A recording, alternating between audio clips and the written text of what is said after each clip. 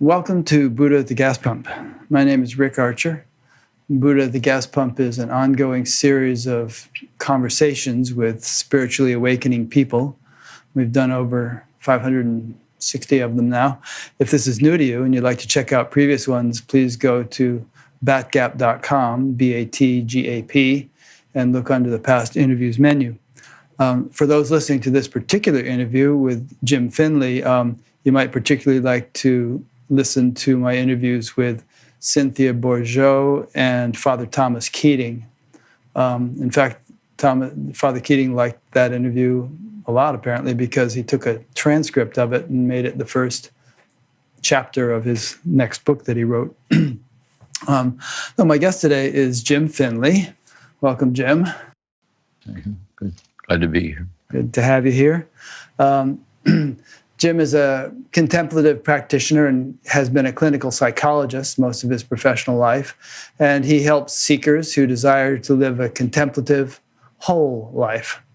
Drawing from his experience as a former monk and spiritual directee of Thomas Merton, Jim offers trustworthy guidance for the spiritual journey through his website, online courses, occasional retreats, and the Center for Action and Contemplation, where he serves as a core faculty member of the Living School for Action and Contemplation with Cynthia Bourgeau, whom I just mentioned, and Father Richard Rohr. Jim is the author of several books, including Merton's Palace of Nowhere, The Contemplative Heart, and Christian Meditation, Experiencing the Presence of God. Jim has a podcast, which I've been listening to all week, entitled Turning to the Mystics. And it's for people searching for something more meaningful, intimate, and richly present in the divine gift of their lives. As I mentioned, Jim was a clinical psychologist. I guess you're retired from that, aren't you, Jim? Yeah. No. But anyway, he offers a modern take on the historical contemplative practices of Christian mystics like Teresa of Avila and Thomas Merton. And I think he's going to do St. John of the Cross next. He's already gone through Merton and in the middle of Avila. Leaning into their experiences can become a gateway to hope, healing, and oneness. In each episode, Jim reads an excerpt from a mystical text, unpacks the meaning and symbolism, and then concludes with meditation and prayer. Together with Kirsten Oates from the Center for Action and Contemplation, they explore listener questions and examine their own paths as modern contemplatives in this beautiful and broken world. So Jim, what we usually do at the beginning of most interviews is, go over some of the biographical stuff, just so that people get to know who it is they're about to listen to and, what qualifies them to be saying what they're saying. So you've told these stories many times, but perhaps you could just familiarize us with, how your life unfolded and from an earlier age, and how you ended up at the abbot of the Monastery of Gethsemane, studying under Thomas Merton. Yes. Well, I was born in 1943 in Akron, Ohio, the oldest of 6 children. My father was a violent alcoholic, and my mother was a devout Catholic. And so I think through her, my faith was a sustaining presence in my life, kind of getting through all the things that were happening. When I was 14 years old, I read The Sign of Jonas, which is a journal that Thomas Merton wrote as a monk in the monastery. I was deeply moved by it. And for the 4 remaining years of high school, I just felt strongly drawn to enter the monastery and seek Merton's guidance in finding my way to this deep union with God. And when I graduated, and I did that, I went there and I entered the community in 1961, and lived there for 6 years as a monk, member of the community. And for 3 of those years, Thomas Merton, in his role as master of novices, was my spiritual director. And so under his guidance, he guided me into the traditions of contemplative Christianity, and also in an openness to all the contemplative traditions. Thich Nhat Hanh came there to visit him. And the Jewish mystic and philosopher Joshua Abraham Heschel came to visit him. Sufis came to visit him, different people. So I got this broad sense of these contemplative lineages. I also had the opportunity to study a medieval philosophy of the Dominican school, Franciscan school, Duns Scotus and Bonaventure and Thomas Aquinas. And so when I left the monastery, I still felt called to live this contemplative way of life in the midst of the world. Let me interject a question here. Most people listening to this will have heard of Thomas Merton, but a lot of people might not know too much about him. So could you just say a little bit more about who Merton was and why he's so well known even all these years after his death? Yes. Thomas Merton was born in 1915 in France. I had one brother. His father was an artist. And when he grew up, his mother and father were kind of suspicious of anything overtly having to do with religion. And he went to Cambridge University for 1 year in England. Story is that he got a woman pregnant and he was drinking too much and so on. So his family sent him to New York, where they thought there was family members there to keep a closer eye on him. And at Columbia University, he started having a series of religious experiences there, which led to him being baptized as a Catholic, and at 28 years old, becoming a cloistered monk, entering the monastery to be a monk. And when he entered the monastery, he wrote his autobiography, The Seven-Story Mountain, from the Divine Comedy, The Seven-Story Mountains of Heaven, and that work. Is that in Dante? Dante, yes, Dante. He was a literary major, so he was very big into literature and poetry and literature, the literary realm, and so through Dante and so he wrote his spiritual autobiography, and it went on the New York Times bestsellers list. And he went on from there, I think, to write 50 books, and became one of the best widely known and deeply respected spiritual religious writers, really, in the Christian tradition. In the 1960s, through his own ongoing growth, he started corresponding with D.T. Suzuki, and he wrote a book called Zen and the Birds of Appetite and Zen Masters and Mystics on the Dharma, the integration of the meeting of these two traditions, and also deep involvement with Sufism, these other traditions. And he also got very involved in social justice. He wrote a book called Seeds of Destruction. It was kind of exploring the work of Dr. Martin Luther King, anti-Vietnam, anti-nuclear movement. The Berrigan brothers came there and visited him. He was part of that activist movement from within the monastery. Did he get blowback from the church for? He did. Well, what happened is that the superiors of the church, of his order, the Cistercian order, they said monks shouldn't be writing about things like that, but it was an ongoing kind of arm wrestling thing, but he thought the opposite. He really felt, toward the end of his life, he has an experience. He had to go into Louisville for medical treatments. There's a famous scene where he's standing at a busy intersection in Louisville, people waiting for the light to change. He said he suddenly realized he loved all those people. And at this time, too, he was becoming a hermit on the grounds of the monastery. And so he thought that his solitude was a way of radicalizing his union with the world and concern for the world. And so what happened then is he was invited to attend an international conference of Buddhist, Christian, Hindu monks in Bangkok, Thailand. And he got permission to go there because he thought it would give him firsthand exposure to the Buddhists. He met with the Dalai Lama and other Buddhist practitioners there. And while there, he was electrocuted in his room. Yeah, by a faulty ceiling fan, as I recall. Well, they say it was first of all, there were rumors the CIA murdered him. But it's that he had it's on video, his last talk, you can watch it on video. He said, "Now I shall disappear." He went up to his room, and they think he was going to take a siesta, like there was a fan on a high windowsill, and he went to turn it towards the thing, and it was a short in the fan, and he fell backwards. It was on his chest. When they came into the room, he was dead, and 58 years old, December 10, 1968, same day Karl Barth died. And so that was Merton. Who he was. So he's just one of these people whose voice touches a lot of people. It has a very deep authenticity and depth to it. And were you still in the monastery when he died? no, I left a year earlier, and so I got a call from the monastery letting me know that he had died. Yeah. How was life in the monastery for you? I mean, were you like a fish in water, or was it difficult for you to adjust?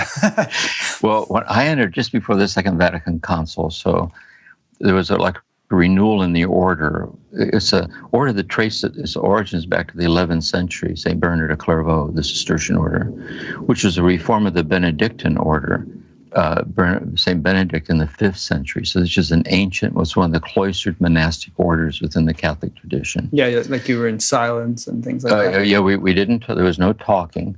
We used a simple sign language. And it was the idea of solitude and community.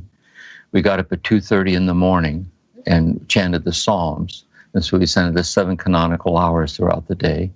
So it was a life of ora et labora, like prayer and work and silence, seeking this deep experience of union with God for oneself and for the sake of the world. There was this notion that in our fidelity, in our search for God, it radiates out and touches the world in ways we don't understand.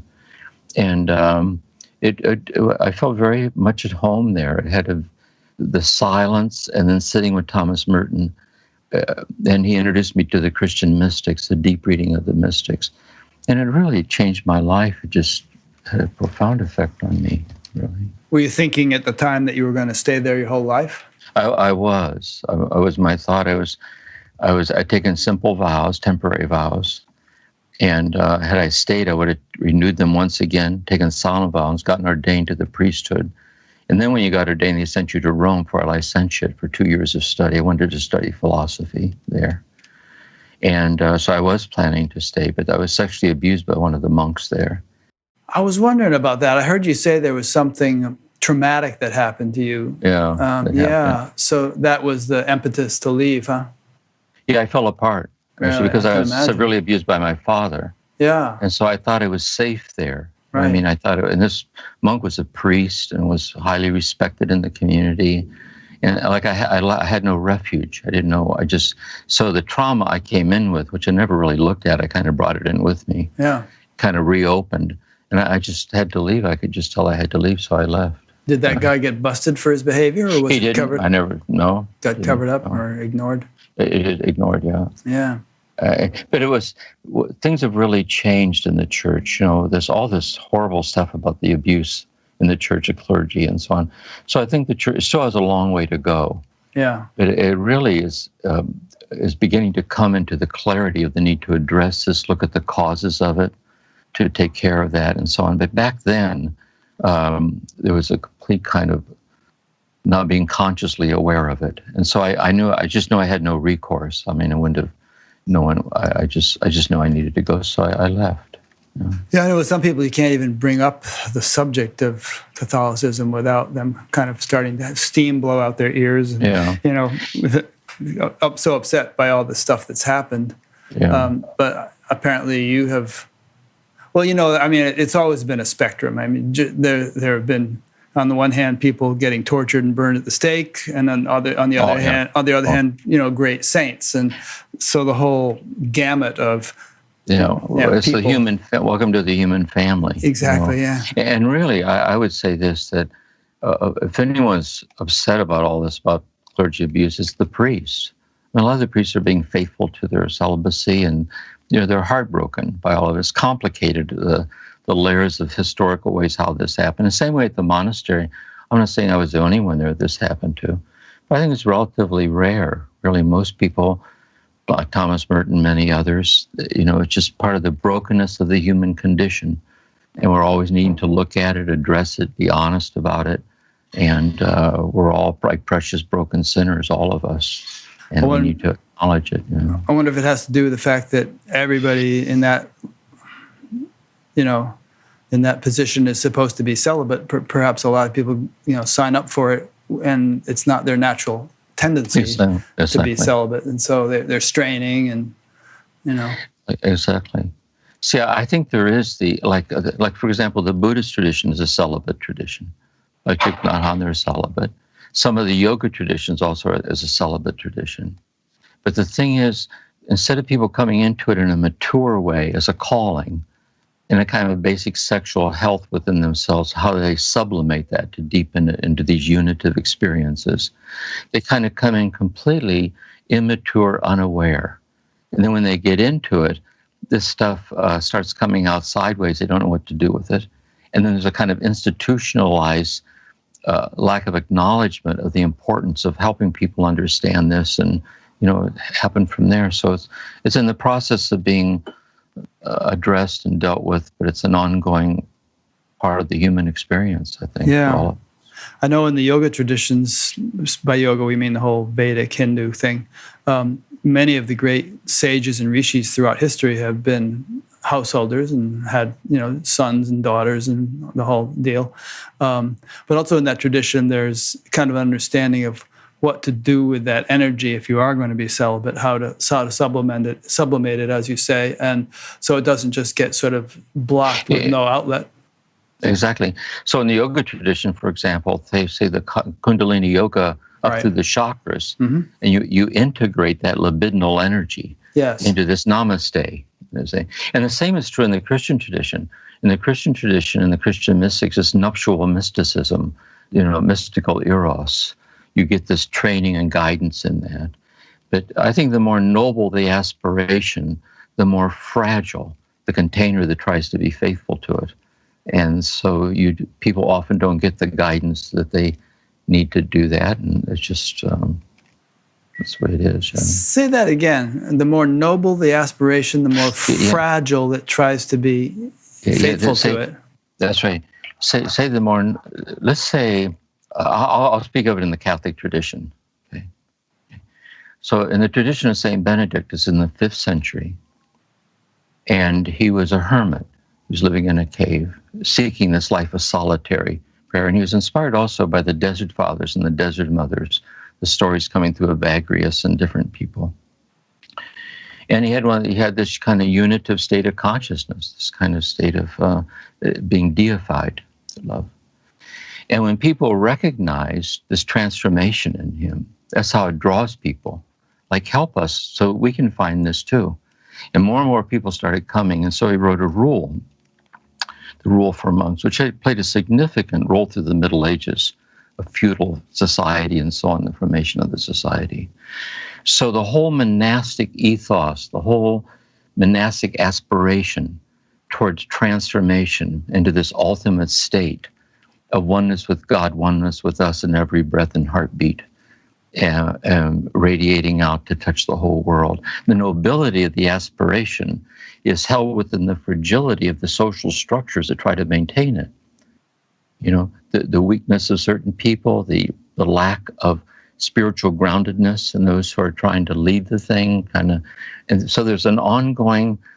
Thomas Merton once said, all spiritual renewal in religious societies is returning to the fire of the founder, because there was a person who was kind of aflame with this realization. And we're trying to get back to the purity of the founder and how to be faithful to that, because along the way it tends to crumble around the edges and you fall into these compromised things. That's why I was so identified with Richard Rohr in The Living School, like contemplation and action, like the new orthodoxy, which is the original orthodoxy of love, and fidelity to love, be transformed in that love for the sake of the world. And so every time it kind of falls apart and starts to crumble, a new form of it surfaces somewhere else, and people gather around it, and that's how it works in all these traditions, I think. There's several themes in what you just said, as I understand it. One is that, as you begin to ascend to higher levels of mystical union or higher levels of consciousness or whatever you want to call it, in a sense you become more vulnerable because it's a very refined, delicate state. And it's like if you wear if you go into a coal mine wearing a black suit, you're not going to notice any smudges. But if you go in wearing a white suit, then it gets smudged. So the more purer you become, the more careful you have to be in order not to sort of transgress. Is that what you were saying there? Yes. And there's another thing here too, and I'll share a story how I experienced it, is that when we're awakened to this, we get a taste of it. sometimes we labor under the idea that somehow it's leading us into a realm of holiness that's dualistically other than beyond the brokenness within ourselves. Mm. And so when I went into the monastery, I had all this trauma inside of me. And when I went in to see Thomas Merton, I was just out of high school. And I saw him as an authority figure. And I thought the trauma was behind me. I had the monk's robes on, my head was shaved, and I was sitting with Thomas Merton. And when I tried to talk with him, I started to hyperventilate. I couldn't breathe. And he asked me, what's going on? And my voice was shaking, and I said, I'm scared because you're Thomas Merton. And he said to me, it was one of these life-changing moments. I worked at the pig barn at the time. We had a lot of livestock. It was a big farm. He said, every day under obedience, I want you to come into work early. And before you go to Vespers, I want you to come in here and tell me one thing that happened at the pig barn that day. And I can remember thinking, I can do that. Yeah. And I would go in and I'd sit down, and it leveled the playing field. And by openly admitting the wounded place within myself, he brought me into kind of a compassion. By accepting it, I could accept it. And that happened to me over, and I see that a lot in therapy too, where in the act of risking sharing what hurts the most in the presence of someone who will not invade us or abandon us, we can learn not to invade or abandon ourselves. And deeper down, in risking what hurts the most in the presence of someone who will not invade us or abandon us, we can come upon within ourselves what Jesus called the pearl of great price, the invincible preciousness of ourselves and our brokenness. And that's the paradoxical nature of the path, really, the laying bare of the broken place. And the light shines out through that broken place by accepting it. And it's a big thing, really. Yeah, so Merton was basically, and one of the things he was doing there was he's saying, hey, calm down. I'm a regular guy too. I can talk about pigs and ordinary stuff. Right. And I've got my quirks and foibles, I imagine he was implying. I mean, this thing you said that we were talking about, I mean, there's been so many instances of Eastern gurus who come to the West and then get into trouble with various behavioral things. So it's not restricted to Catholicism or Christianity. But in the case of, and there's a similarity in that many of them were raised in sort of ashram situations without a lot of social interaction. And then they come here and they probably didn't realize, various weaknesses and tendencies that they had within them that hadn't been resolved. And so then those things become their Achilles heels. That's right. And what's really, I think, significant, and I want to apply it to marriage for a minute to show that universal this is that when someone sincerely seeks this, but they have unresolved issues within themselves they've not addressed, and they have a certain charismatic attractiveness to it, and people start drawn towards it. Yeah, they radiate. The brokenness in that person will use that charismatic energy to exploit and sexualize the relationship. Wow. But I want to apply it a more subtle way, how it applies to marriage, to all of us. It seems to me in marriage, two people, they get married because they fall in love with each other. And then when they get married, as they get into the trenches of it, they discover that each one brought in with them, the internalized abandonments and traumas and so on, which they unwittingly start acting out on each other. And they either despair or they go deeper. See, so I think we're always sifting out and bringing the broken place out into the openness of love. And that's the drama of transformation. That's what we're always that's what all of us are working on, I think. Yeah. I also think it's the sort of the divine intelligence quality of the universe and of every experience we encounter, which, if we're able to accept it as such, serves as an opportunity for learning and growth, and an opportunity to sort of look within rather than just point the finger outward and say, "Oh, this person is behaving this way. They are the problem." That's right. And I think another side of it is, on this point we're making now, Cardinal Newman once said that often in life our failures are more significant than our successes, because our successes have a way of reinforcing our illusions about ourselves. See, our failures force us to despair or go deeper, but there's another side of it too.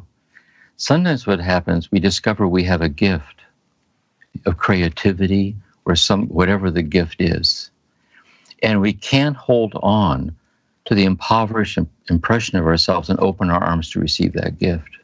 So I think the ego is always being broken open from both ends, by being asked to accept the brokenness within itself to be transformed, and also how to surrender and be open to what the gift is asking out of you, like how it can be a way of channeling love energy and healing to the world and to people.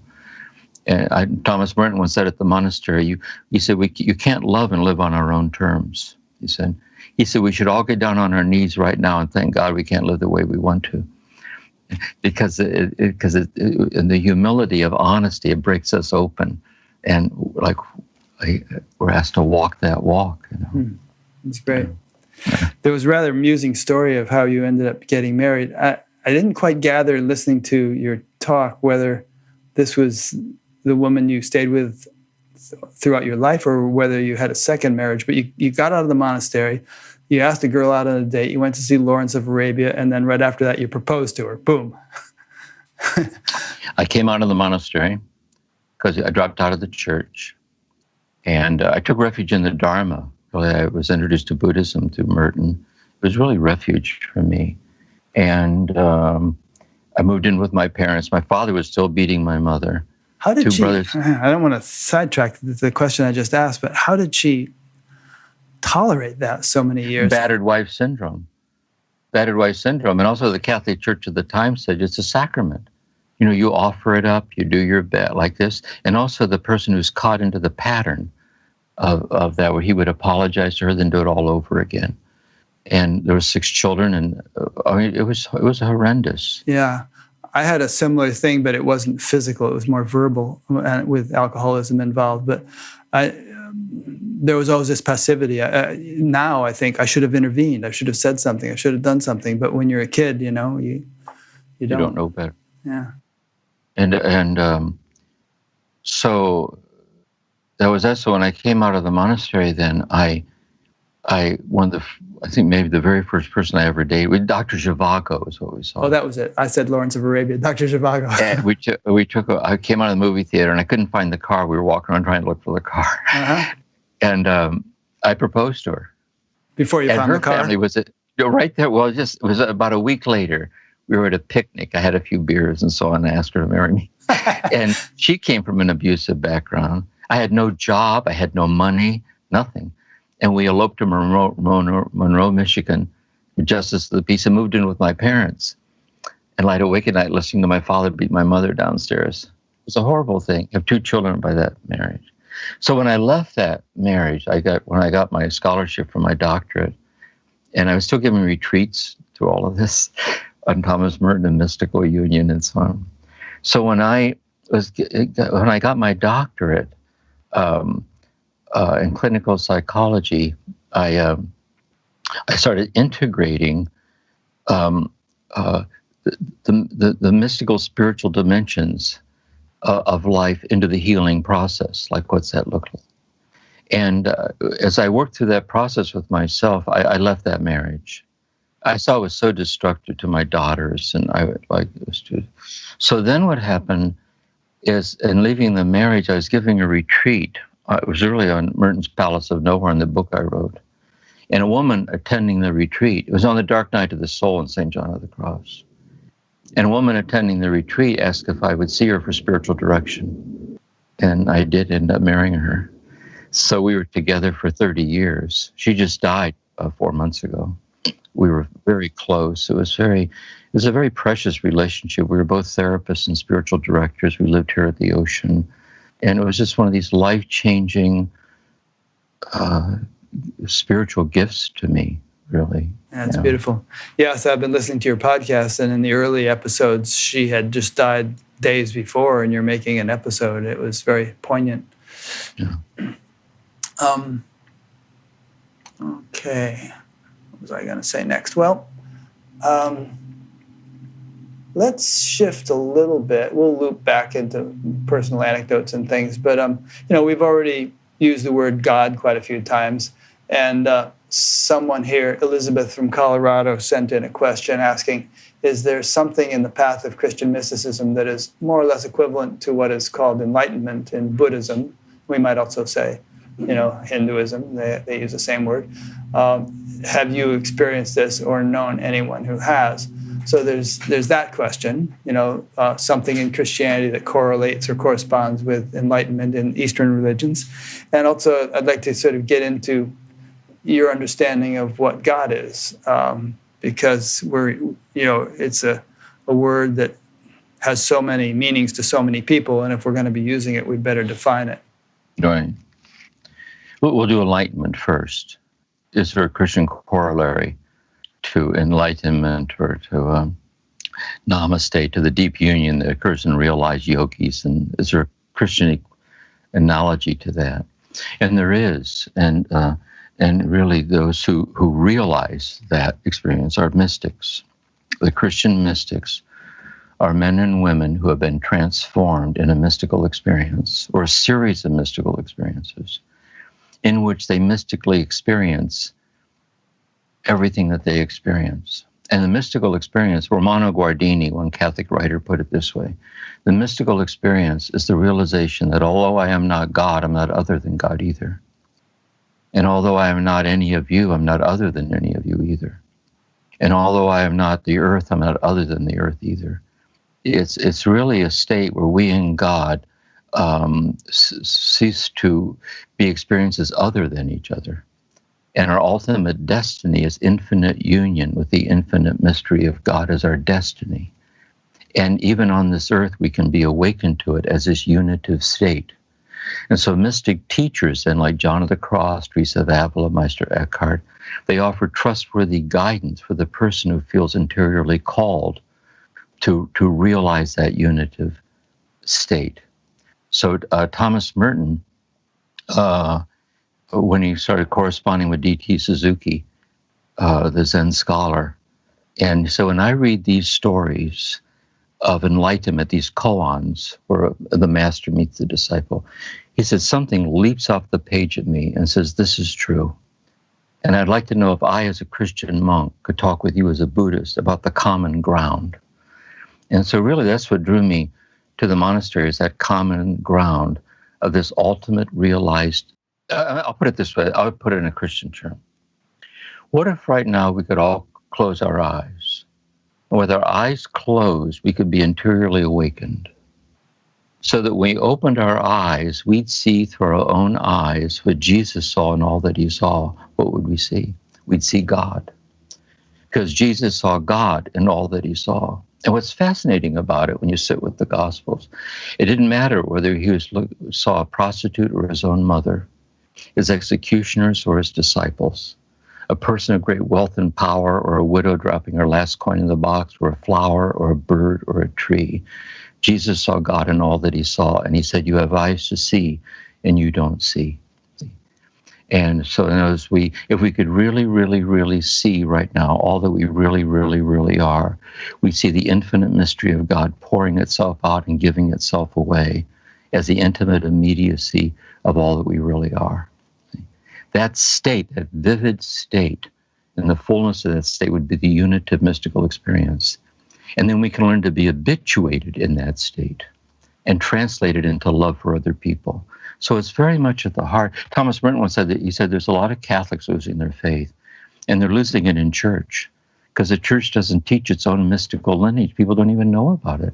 But it's the lifeblood of the lineage. Like all the, it's, in Judaism, it's Kabbalah, and in Islam, it's a Sufi way.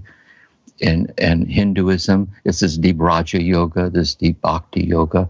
All these traditions are traditions that pass beyond ideologies and theological formulations, what Richard calls the universal Christ consciousness experience. And that's very much what I try to help people who are seeking this on retreats, and regardless of what tradition they're in. I interviewed a young man a few weeks ago named Aaron Abke, and he was raised by a fundamentalist minister, and he went to Oral Roberts University.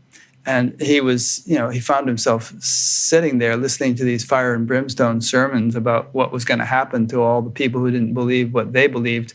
And then there was too much of a a clash, between what he felt God must be and the fate that was supposed to befall all the people who didn't believe in him. So he ended up stepping out of that and branching out and broadening his perspectives. And we had an interesting conversation. Thomas Merton once said, he said the regrettable thing about the missionary work of the church is that all too often the Christian missionaries didn't realize the people they were converting were as holy or more holy than they were.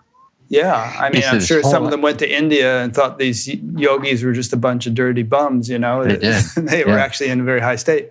And instead, yogis were coming to Merton to visit, to meet and to talk with him. He was one of these people who saw this unity. He once said, the world will not survive religion based on tribal consciousness.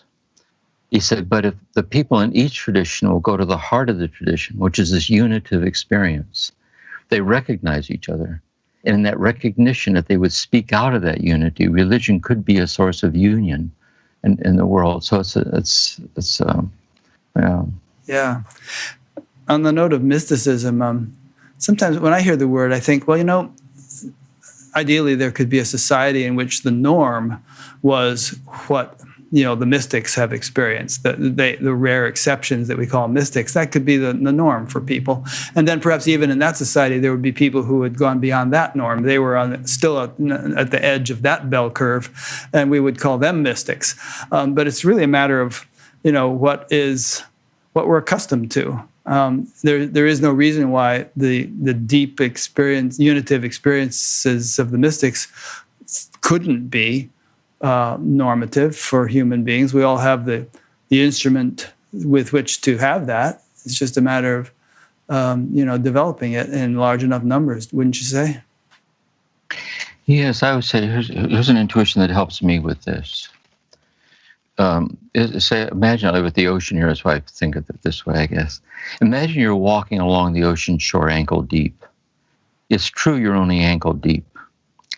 And if you head out into deeper water, it'll get plenty deep soon enough. That's true. So in ego consciousness, there's incremental degrees of entering ever more deeply into ever deeper depth. That's true. But what if poetically we would say in its hidden center, the ocean is infinitely deep? And the infinite depth is infinitely giving itself away whole and complete in and as each incremental degree of entrance into it. So why do two people who have loved each other very much for a long, long time, why do they never tire of reminding each other the first time they saw each other, the first time they kissed, the first time? Is it not because unbeknownst to them, they were already in water way over their head? And I think we're trying to calibrate our heart to a fine enough scale to recognize this depth and richness that's present in the simplicity of things and how to live in greater fidelity to that. Yeah. Well, some people, when they have a profound spiritual awakening, the first thing they say is, I've always known this. Why didn't I recognize it, Sure. So it's like unbeknownst to them and unbeknownst to us and unbeknownst to everyone, we're already enlightened. We already are that fullness of divinity, just not quite recognizing it. See, the thing is, I think this, another way to look at this, see, there's a moment, in a moment of awakening like that, we're momentarily enlightened. But the trouble is, it tends to dissipate. And that momentum of the day's demands and things closes in on us again. But we can remember the moment we were enlightened, and there can begin to grow in us a desire to abide in the depths so fleetingly glimpsed, and that's the path. See, how can I learn to keep the aperture of my heart open for a more habitual state of this oneness that I know is always there? And these are these paths of transformation in all the traditions. Yeah, it gets stabilized and integrated. That's right. As a matter of fact, Patanjali has all these different Sanskrit names for different samadhis, and some of them pertain to the brief glimpses, and then there's ones that pertain to longer stretches, and then there's Nirvikalpa samadhi, I believe it is, which is unbroken, it doesn't turn on and off. Yeah, that's right. Exactly, it's stable. It becomes habituated in the person. Yeah. It's interesting that you were attracted to Buddhism. Although, it's understandable because Thich Nhat Hanh came to the monastery and Thomas Merton turned you onto it and everything. But Buddhism doesn't seem to talk about God very much. Go ahead. What are you going to say? Yeah, well, it does and it doesn't. Let's say these traditions of the world as theistic traditions. So the ones that trace their origins to the call of Abraham, Judaism, Christianity, and Islam. Also Hinduism, a Brahman, Vishnu, and Shiva, Sikhs, so on. So what you don't have in Buddhism is freestanding transcendence. So you didn't have in the Buddha this idea of there being a divine origin of all things. But what you do have in the enlightenment of the Buddha is the divinity of everything. That the Dharma field is pure and undefiled in all directions. That's why in the story of Yasutani Roshi's in an interview with one of the monks working on a koan, and the koan is mu, like you sit with the word mu. And this person comes in for the interview with Yasutani Roshi, and he's radiant. And he says, you look like somebody who just saw mu, like you were awakened. And he said, now you know that seeing mu is seeing God. And by the way, also in Christianity, the freestanding transcendence in a way tends to disappear because it transforms us into itself and the union is realized. And so Merton was so quick to pick up these resonances or affinities between these traditions and to follow the path that we're on, open to all of them. Elizabeth's question included the question, have you experienced enlightenment or known anyone who has? Yes. In the way we're talking now, my sense with Merton is that clearly he had. I saw him, he was a lineage holder. Shunryu Suzuki, the Soto Zen scholar, the Soto Zen master, she said the primary task of the spiritual teacher in these traditions is to give living witness to the seeker that what the seeker seeks is real. That is, you know your heart has not deceived you because you sense you're in the presence of someone in whom it's been realized. And I sense that in Merton. I saw him as a lineage holder of this ancient tradition all the way back to down through the centuries, back to Jesus spending whole nights in prayer and beyond. See? And so I saw him that way, and I asked him to lead me in that and to my own awakening that I had and the effect that it had on me. So, yeah. Yeah, I hesitate to use the word enlightenment myself just because it has this superlative, static kind of connotation, like a terminus point you reach and that's it. It's like saying, I'm educated, as if you couldn't learn anything new. That's right. That's right. So, who knows? Gregory of Nyssa, one of the Greek fathers of the church, had this idea called glory unto glory, speaking of it poetically. Is imagine you die and you go to heaven, and you've been in heaven for 1 trillion years, and you finally got the hang of it. All the angels on a first name basis and so on. He said, then God pulls a lever and eternity starts all over again, amen. That there's no end to the endless, but the endless nature of the mystery keeps granting itself to us as every breath and heartbeat. It's has that tonal quality to it, I think. Yeah. Here's a question that came in from Paul in Santa Cruz. Having been raised Catholic, I am not drawn to mainstream Catholicism or, for that matter, Protestantism. However, Christian mysticism has always intrigued me.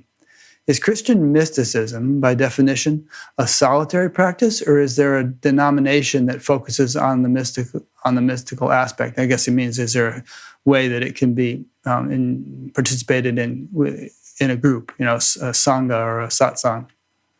Yes, I would say, well, first of all, there's both. You have a solitary dimension to this thing, but also very often it's communal. So in the Benedictine tradition, for example, it's a community. You realize it within the community. But also what you have today for people in the world, again, the Living School with Richard Rohr would be an example, but also a centering prayer. Father Thomas Keating, Contemplative Outreach, and the International Christian Meditation Society also. And so you can go practice this wordless path in a community of seekers in the Christian tradition, seeking this realization within that tradition. That's why I came back into the church after I left. But I came back into the church, come back into this mystical Christianity, in this mystical lineage open to all the traditions. So in many, probably the normative way, it is communal. And you can seek out those places where that practice might be and learn from them, listen to audio talks, different things. Yeah. Yeah, I want to make sure that everybody caught that because you said it rather quickly. But the living school that you do with Richard Rohr and Cynthia Bourgeot has a whole systematic curriculum that you can go through for a couple of years. There's a whole curriculum that one can engage in, and so essentially you are doing a communal thing with a bunch of people that is totally focused on deeper mystical experience, right? Yeah, what the Living School is, it's a great program, really, that Richard and I and Cynthia Bourgeot and then Barbara Holmes and Brian McLaren, they take 200 people a year, and it's non-academic. There's no papers, there's no tests. It's all a commitment to a daily meditation, contemplative practice and prayer, the reading of these classical texts of the Christian mystics, and translating that mystical lineage into service to the world. And so you're in for 1 year, they have dialogues with each other and with the teachers. And then we're improvising now because of the pandemic. We did it over Zoom last time. It went well, it went pretty well. And then they translate into a form of service to the world. And I think it touches a deep longing in people to have no agenda but love. That is no agenda, but to be transformed in this love, to go deep into the tradition and then share it with people. So, yeah. What sort of service? It's called the Center for Action and Contemplation. So in that little title, you're indicating there is some kind of action and service, and then contemplation, the inward stroke. But what are you talking about? Working in food banks, or what kind of service? Well, let's say this first. Let's say the broader overarching umbrella here, say the Center for Action and Contemplation. So it was a movement started by Father Richard Rohr in this kind of contemplative traditions of Christianity. He's a Franciscan priest. So it fosters fidelity to the deepening of contemplative prayer and then serving the world in different ways, different forms of social service and so on. So it's an open-ended with books and audio talks and retreats and so on. But the Living School emerged out of that as this program that I just referred you to. That's where they accept people, they walk them through this kind of a chance to kind of mature and settle into these traditions and how to live by it every day. But the broader overarching of the Center for Action and Contemplation is itself a chance to listen to talks and read books and how to apply it to your own life and your own parish or your own situation. And there's probably interaction amongst the members where you can discuss things. Yes, there is. Yes, of course. Yes, of course. Yeah. What was I going to say? Yeah, so it sounds like the service aspect is a matter of one's proclivities and abilities, and you find a channel that works for you. That's exactly right. Yeah. And in your case, it's interesting, you were a therapist, and a lot of times, a lot of spiritual teachers these days are saying, you may need some kind of therapy in addition to your spiritual practice, because your spiritual practice alone isn't necessarily going to untangle all the knots of trauma that could be an impediment on your spiritual path, aside, in addition to messing up your life in various ways. And yet, people then think, well, how do I find a spiritually oriented therapist? Because if you just look in the yellow pages, chances are the person you're going to find isn't going to understand the spiritual path as you understand it. Yes, here's how I see it. Here's how I approach people with it. Let's say someone's a spiritual director, and they're coming to the director, and with their director, they're practicing methods of prayer, how to find God's experience in their daily life, and the path of spiritual direction. And then the director may say to the person, there's certain things that are going on here with you. When you talk about being depressed or feelings of self-loathing or struggling with addiction or anxiety with panic attacks, irrational fears, and I'm not trained to deal with that. And therefore, I would think it would really be in your best interest to work with someone who is trained to do that. Now, there's two ways that can go with it. One, they could say, I'll still see you for spiritual direction. But all you want is a clinician who's a skilled clinician, see, who knows how to work with trauma, to work whatever the presenting problem is. Once in a while, and I also think you're looking for someone, if possible, he or she doesn't themselves have to be on this path, but they have to respect it. Yeah. So they have to realize and once in a while, you'll find someone who does both. That is, you'll find a clinically trained contemplative person, or a contemplative person who's clinically trained. That really what you're looking for most typically, you have your spiritual direction, you have your therapy to work through the psychotherapy stuff, and those 2 points, those two merge at a certain point. You get past the symptomatology, you continue on. And so you don't really need a spiritually, but you need just a therapist who respects it, that knows his or her skill set and how to help you through these problems. Mm-hmm. There's a categorical index on bathgap.com, and one of the categories is, therapists of various kinds, and there's some subcategories under that. So these are people who, understand the spiritual dimension and also are licensed therapists and That's right. various kinds. So it's good if you can find somebody like that if you need them. And by the way, you're seeing more and more of that in mental health. Back in the day, if you do a word search for categories in mental health in the journals, it'd be hard to find spirituality. And there's more and more of an acknowledgement of spirituality as a dimension or a resource in the healing process, and the important role that it can play towards that kind of integrative approach. And Ken Wilber's work on this, he's been a key figure, I think, on this integrative model. Mm-hmm. Yeah. As a matter of fact, I bet you there have been therapists who would diagnose spiritual experiences and spiritual awakenings as some kind of pathology, some kind of, you're going nuts. You see angels, we would give you a drug. Oh, they would. Yeah. But likewise, you'd find untrained spiritual people who have someone who's psychotic and tell them that they're really seeing angels. Yes. So we're trying to find a healthy balance. We're trying to find that healthy balance. Yeah. Between someone who respects dimensions of reality beyond the empirical, the non-objective, non-objectifiable dimensions, and respects them, and at the same time at the psychological level stays there, and the spiritually grounded person who sees the psychological as real in its own right and needs to be addressed at that level. And you're always working toward that balance. There was a story about Ram Dass. He went to visit his brother who was in a mental hospital, and Ram Dass said to his brother, he said, the reason that you're in here and I'm out there is that you think you're God, but you think you're the only one who's God. And, I'm out there. I also think I'm God, but I think everybody is. Yeah. Well, speaking of God, let's get back to God. Okay. I think we could go subtler in terms of our discussion of what God is.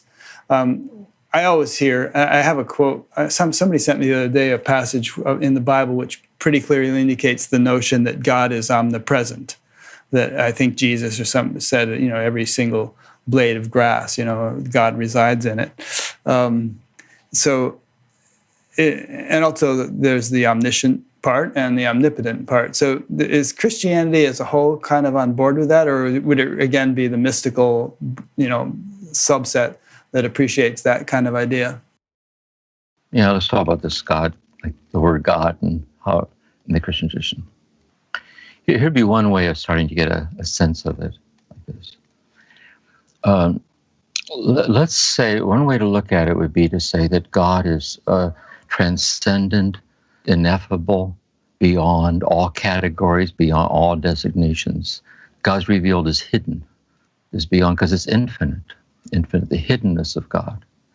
And the hidden mystery of God is revealed to us as intimacy, these divine relations, subsisting relations of the Trinity, the Father, Son, the Holy Spirit.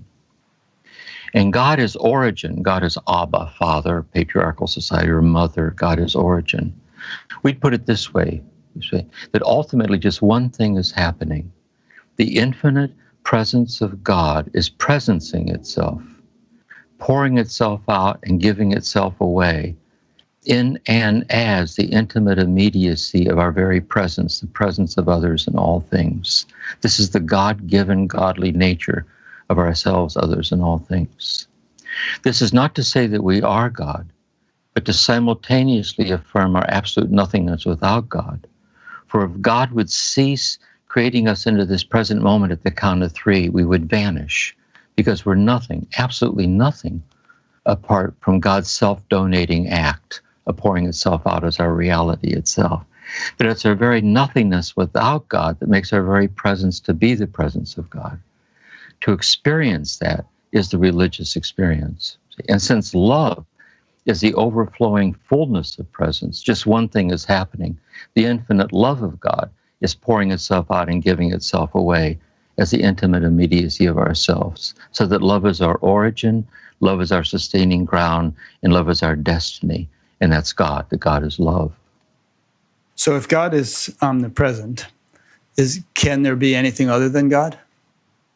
There is, in relative consciousness of relative reality, everything's other than God. That is, the universe, it can be understood in relative consciousness of relative reality as being distinct from God. The ocean, the trees, the palms of my hands, the view out the window. But the ultimate ground of everything that I see is God's manifested presence, giving itself to me as each thing that I see. But are things really distinct from God, or is it due to an incompleteness of vision that they appear distinct? Whereas, in fact, if our vision were complete, we would see that God pervades this cup as much as some transcendental ground. No, it's distinct as well. It's indistinction and distinction, distinction and indistinction. It's not monism. It's not as if really there's just one thing, God. And it's only through illusion we think there's anything other than God. It's that ultimately speaking, the infinite reality of God is giving itself away as the reality of everything. And yet that divinely given divinity of everything stands on its own as distinctly real in its groundedness in God. So you and I are really here now having our conversation. We're real in relative consciousness. There's an integrity to this, a reality to this. But if we go down into the depths of who we are, deeper, deeper, deeper, deeper, the more we get down into the depths of ourselves, the depths of ourselves drops down into the bottomless abyss of God, welling up and giving itself away as if having this conversation. And so it's like that. So each level is allowed to stand on its own for the reality that it is, but it's fully understood in relationship to this interpenetrating pattern of the holiness of ordinary experience. Yeah. I think what I'm thinking, or what I would say is that, all these levels, we could say knowledge is different at different levels of consciousness, or reality is different at different levels, and so on. But if you could appreciate any level deeply enough, you would see that which is in the depths is also on the surface. Exactly. There ultimately is no deep or shallow. It's all one ocean.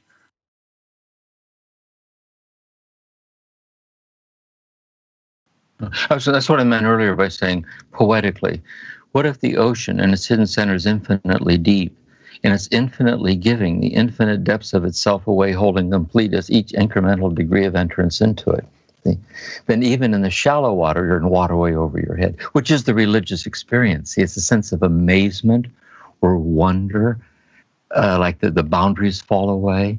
It's this unspeakable holiness of the immediacy of the gift of the moment, the beating of our heart, our breath, like that. Yeah.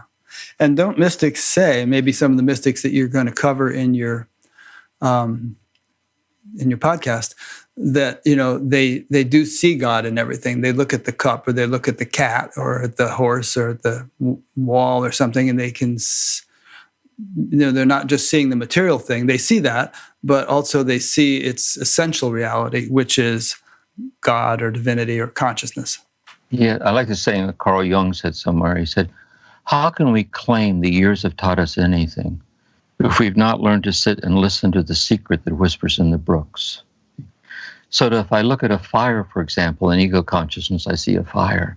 But if I gaze into the flames, in that contemplative gazing of the flames, I sense in the flames the intimations of the holiness and the mystery manifesting itself as this flame. And that's why I think when we try to talk about it, we're trying to grab it in words.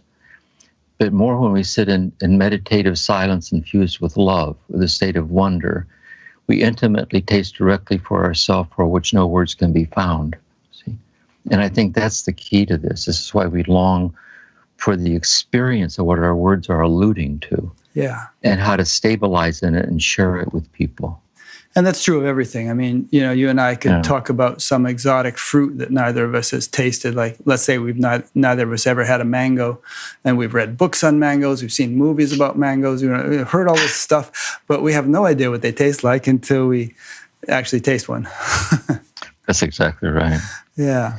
St. John of the Cross says somewhere, he says in The Dark Night, he says, imagine someone who is born blind, and you would tell them about the color yellow. Yeah. Faith comes through hearing. So they would believe the color yellow exists. Mm-hmm. But because they were born blind, they'd have no substantial knowledge of what yellow is. This is what all our language of God is about. Yeah. We say God is eternal God. He said, but we don't know what this means. We don't know what it means. But we can, although we can't grasp what it means, we can realize what it means when it grants itself to us in the unitive experience of tasting the contemplative moment. Yeah. I want to ask you about faith, but I want to use your fire analogy just to make one more point here and see what you say about it. And that is, let's say we're looking at a campfire or something, and we could see a nice warm fire, roast some marshmallows, but if we actually consider what we're looking at, there are these chemical reactions which abide by certain intelligent, orderly laws of nature that are converting a log into gases and so on. And, going subtler, there are atomic levels there that are going on. And each of those little atoms, uncountable trillions of them, is abiding again by certain laws of nature and functioning in an orderly way. And when I contemplate that sort of thing, I think it's all God. I mean, everything from the galaxies to the tiniest microcosm is this play and display of divine intelligence, keeping the whole thing, orchestrating the whole thing. Yeah. See, that's why. See, say science is a spiritual path, for example. Mm-hmm. See, if science at one level, empirical science, it makes direct objective observations that are quantifiable. Right. And you can subject them to equations and formulations and theorems and so on. But the truth of science, to know the truth of science is to know, this is Einstein on wonder, or the power of the imagination. The truth of science is what energizes the scientist, is a path to the truth. But the truth of science transcends the sum total of all the truths of science. But the truths of science of cells are filled with wonder. Mm-hmm. The utterly intricate unfolding mandala of the phenomenal world, and to learn to appreciate it and respect it. And sure, yeah. Yeah, a lot of scientists are mystics because they come up with their theories in a sort of a mystically cognitive kind of way.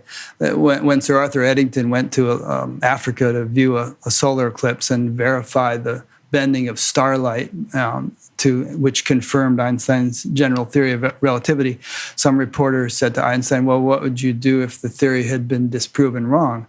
And Einstein said, I would have been sorry for the dear Lord. The theory is correct. Yeah. And that's why they often say, theoretical physicists will say, the truth of it, say quantum mechanics, for example, is that if the theory is elegant. Yeah. If it's elegant, see, that's where they get that sense of intimations of the manifestation of something. It's revealed to us this way, yeah. So how would you compare, let's say, a mystic who has belief in some deeper realities or belief in God, faith in God, with a scientist who doesn't yet have any evidence for a hypothesis that he has formulated, but has faith that it's a good hypothesis and that it's worth putting time and energy into? I'll share with you a story, true experience. Just a couple months after I got my doctorate, I was just starting my private practice. And I was on a plane because I fly around the country giving these silent contemplative retreats. I was going to retreat on Meister Eckhart. And I was sitting in an aisle seat, and the man sitting next to me, this was 40 years ago, elderly gentleman, my age now. And my handwriting, I had the sermons of Meister Eckhart open, and with my fountain pen, I was writing. I have terrible handwriting. And he said, pardon me, I don't even mean to interrupt, but he said, what language is that? And I said, it's English. And I said, I was going to give this retreat on Meister Eckhart, and I was a psychologist, and so, and he said, well, he was an Israeli Jew who taught physics at a major university. And he said, I myself see no proof for the existence of the non-empirical. And you know, when someone questions your worldview, I was going to say to him, well, if there's no empirical proof for the existence of the non-empirical, is it also true there's no empirical proof for the non-existence of the non-empirical? Good point. That is, the evidence would have to be commensurate with what's evidence of. I didn't say it, and because I told him I was a therapist, I didn't tell him I'd just been a therapist for 3 weeks. He said, do you mind if I ask you a question? I said, no.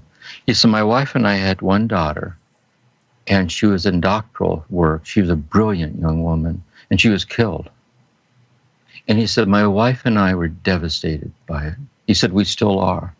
He said, we've set up a trust in her honor. So in perpetuity, anyone getting a doctorate in that field would always have a free PhD. And then he said, but regarding the trust, he said, it helps, but it doesn't. And we flew along together talking about that.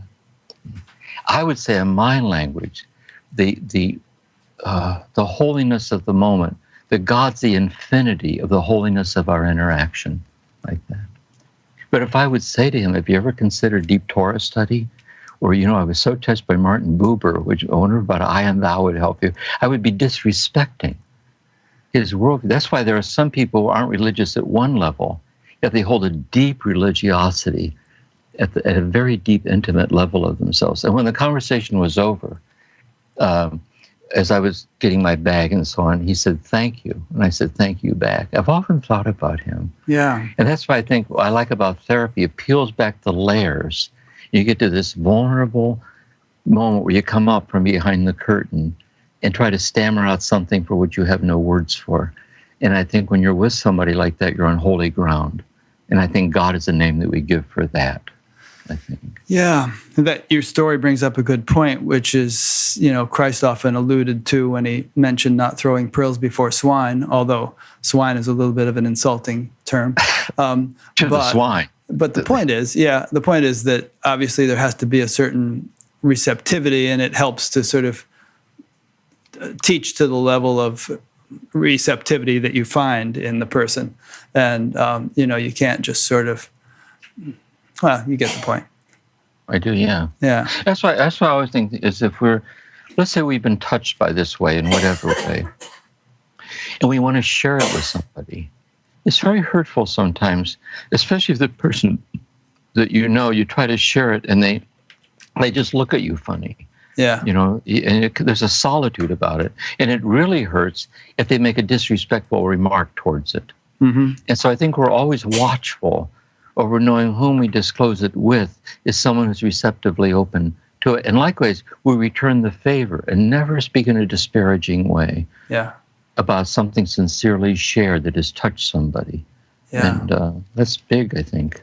And these days, there's lots of interesting, I mean, with, you know, the advances in modern medicine, for instance, a lot of people are having near-death experiences who would have died before, and they come back and they tell about their experience, and there's, you know, thousands of accounts like this, and it's kind of interesting. It gives you it thins the veil, I would say, between this side and the so-called other side, and so there's tidbits like that one can use to perhaps assuage the grief of someone who has lost somebody.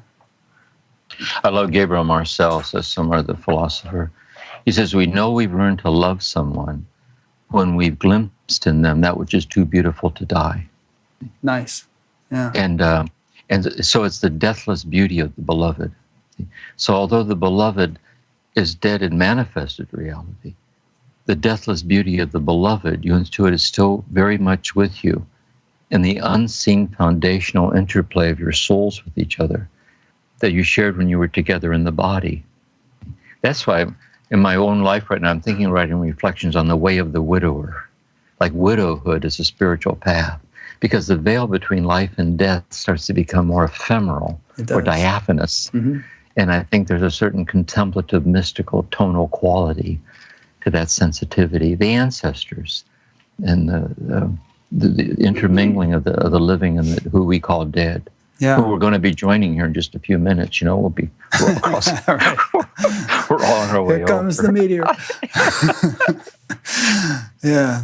For certain is, how's that go? For certain indeed is death for the born, and certain is birth for the dead. Therefore, over the inevitable you should not grieve. Here's some questions that came in. Do you want to say something? No. Just I love the Bhagavad Gita so much, because it's so much at the heart of what we're talking about. Yeah. This is some Angel from Barcelona asks, could James suggest ways by which I could directly experience God? Most of the time it is suggested that a direct experience is something that will happen spontaneously with grace. I am a regular meditator, and I intellectually understand that I am part of God, like you and I have just been discussing, and that everything is God, but she wants the direct experience. Who doesn't? Yeah, my wife said, who doesn't? Well, a lot of people don't, but... Yeah, really. People are lining up. Or they don't think they do, but they actually do. Yeah. Well, first of all, I think questions like this, these are the real questions. And I say they're right at the verge of spiritual direction, because this person and I would have to have a dialogue in what she means and sit with it. But I'll make an initial response to it. I want to pretend that I'm God talking. Okay. And I hear her telling me that she'd like to have a direct experience of me. Okay. And I say to her, that's lovely. Really, I'm touched by that. As a matter of fact, I'm the one that's placing in your heart the desire to have a direct experience of it. And what I'd like to suggest to you is this, really. If you sit very, very still, the sincerity of your desire to have a direct experience of me is already the beginnings of the direct experience of me. Because that desire arises as a gift in your heart. And if you just keep staying open and keep leaning into it, and keep the heart wide open to be ready for unforeseeable things that'll keep immersed. And some of the quickenings of your heart in seeing me might come when you're not praying at all. It might come in unexpected little flashes. And so a lot of it is so extremely subtle or delicate. It's like this, the essential never imposes itself. The unessential is constantly imposing itself. But we can learn by a higher order imperative of our awakened heart to keep ourselves open to the intimate immediacy of the subtlety of our desires and start to see already the beginnings of what we're looking for there. I think that would be one way to start to. Yeah, in your podcast, you mentioned 8 themes that in Thomas Merton's work, and one of them was the fact that if you're seeking God, it means you've already found him. In other words, if you're interested in this stuff, you're getting warmer, you're getting close. That's right. And he says, he's deeper still, he's already found you. Yeah. And I like that. And the fact that she's meditating is good. I'm a big advocate of that. There's different kinds of meditation, but basically if you found an effective form of it, it continually refines the instrument through which you experience anything, much less God. But when it gets refined enough, then the possibility of God consciousness begins to dawn. Yeah. And by the way, I think she's really hitting on something too, in the sense that a lot of the path is this: we've gotten a taste of the desire to experience God. And then we realize the unconsummated longing to experience God is unconsummated. And a lot of the path is ongoing obediential fidelity to the unconsummated longings. Because as we sit with it, God unexpectedly consummates the unconsummated. In our bodies, in silence, in all different ways. We're surprised by the unexpected nearness of it when it happens. And we just need to stay open and receptive and stay on the path, I think. Yeah. Was it Jesus who said that the kingdom of heaven sneaks up like a thief in the night or some such thing? Yeah, it comes like a thief in the night. Death. He said the death comes like a thief in the night. But also we'd say that death then is the great teacher, because also likewise, your point's well made. The awakening you're looking for comes like a thief in the night. It does. And I think a lot of times, if you've been on a spiritual path for a long time, it's been growing subtly and incrementally. It's not flashy. There's no big contrast. And yet, if you could step back to where you were 10 or 20 years ago, the contrast would be unbearable and extreme. That's really true. I'll share with you something. Tammy Simon she called it a meditation summit. It was a very nice series she did of meditation teachers in different traditions, and I shared one of those. I'll share an example that I gave out of meditation. Is that when we start to meditate, say searching for this experience, we're searching for something. What we don't expect is the unexpected nearness of what we're searching for. And here's the example I give. So let's say we're sitting in meditation, still and straight. And when I do these meditation retreats, you look down the rows of people sitting, you see a lot of people nodding off like this. And I tell people, that really gets to God, by the way. He goes, oh gosh, that gets to me. So I see you sincerely seeking me like this. And then, here's the image. Imagine a little baby crying, and the mother's holding the baby. It's crying, crying, crying, crying, and it finally stops. She takes the baby in, puts it in the bed, and she eases her hand out from under the baby, being careful not to wake it up. The thought I have is that when we meditate, when we realize we're stooping forward like this, we should renew the straightness of our posture with the delicacy with which the mother slides her hand out from under the baby, because God's the infinity of that delicacy. We don't expect that what we're looking for is in the immediacy of such simple things as that, which is the essence of nonviolence, like that. So often it doesn't come in a firestorm of some big event, but it comes of being surprised by the inscape of an utterly simple act that is luminous and simple, and we get a taste of it like that. I think a lot of the interior path has to do with kind of habituated sensitivity to things like that. Yeah. This thing about nodding, I taught, I don't know, maybe over 100 meditation retreats myself back in the day, and a lot of fatigue would come out. You'd be on a long meditation retreat for a weekend, you're not used to the usual stimulation, and I had people sometimes lie down on the floor and take a nap during a meeting just because they were just overcome with fatigue. So it's good to let the fatigue come out. I mean, every afternoon before I meditate, I lie down, take a little nap for a while, and then I'm all nice and fresh and have a better meditation. So you got to respect the physiology. Rabbi, there's a story in Hasidism and Modern Man, Heschel's book. And in one of his stories is that he said there was a Rabbi Schmelk. And Rabbi Schmelk tried to become holy by reading the Torah without stopping. And when he started falling asleep, he'd hold a little candle between his fingers and it would burn, it'd wake him up. Yikes. And it says things didn't go well for Rabbi Schmelk. So a friend finally convinced him to go to sleep, and he was so sleepy he overslept. So when he woke up, he was already late for services at temple. And when he walked in, he was asked to sing from the parting of the Red Sea. And as he sang about the parting of the Red Sea, everyone in the room had to lift the hems of their robes to keep them from getting wet from the waves splashing up to the right and to the left. So out of the holiness of accepting the godly nature of sleep, there was released in him this energy that touched everybody in the room.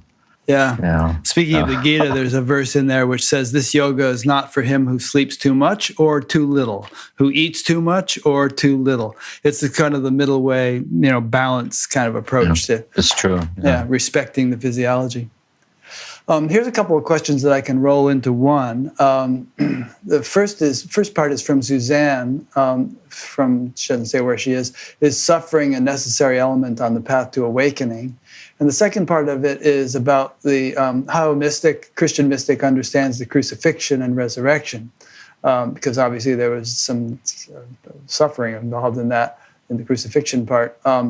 Is it literal, historical, or symbolic, or both? So maybe I should have asked these questions one at a time, but I'm sure you can handle it. Well, let's say first, I would have to know more what she means, but the question is what obstacles on the path to enlightenment or? Well, suffering. is suffering a necessary element? Do you have to suffer? I mean, obviously there have been monks who have inflicted suffering on themselves, wearing hair shirts and beating themselves with birch branches and doing all this austerity. And same thing in India, sitting on beds of nails. Is that at all conducive to awakening? It tends not to be. Let's put it this way. Asceticism, the art of asceticism, that is the art of denying ourselves at one level to break through to a deeper level, is part of the path. We see that all the time, even in love sometimes. We have to deny ourselves at a certain level to be more fully loving at a deeper level. But sometimes ascetical acts, penances and so on, for their own right, tend to be ego-driven and tend not to be all that helpful. And so really what we're trying to do is how to die to or let go of patterns in our mind and heart that violate love and violate openness. And so the true asceticism is the asceticism of dying and letting go of these patterns within ourselves. And then and we bring that to prayer, I think, that same attitude of kind of openness. And then the suffering lies, there's a kind of unproductive suffering, but there's the sweet suffering, a suffering, the unconsummated longing that you're powerless to realize, that without which your life is forever incomplete, and you, quote, suffer it. That is, you undergo it with love. And so this whole question of suffering is subtle, I think. It depends on Let me ask it this way. You were traumatized as a kid, and then you worked as a therapist all your life, and you dealt with a lot of traumatized people, and you have whole audio series on trauma and so on and so forth. Trauma, as I understand it, gets bottled up in us, so we might not even be aware that it's there. And is there inevitably going to be some suffering as the bottle gets uncorked and the stuff has to start, getting resolved and come out in order for us to progress spiritually or even be a normally adjusted person in regular life? Let's say first trauma, say, is a life-threatening or overwhelming event. And when it's actually happening, we're out of control.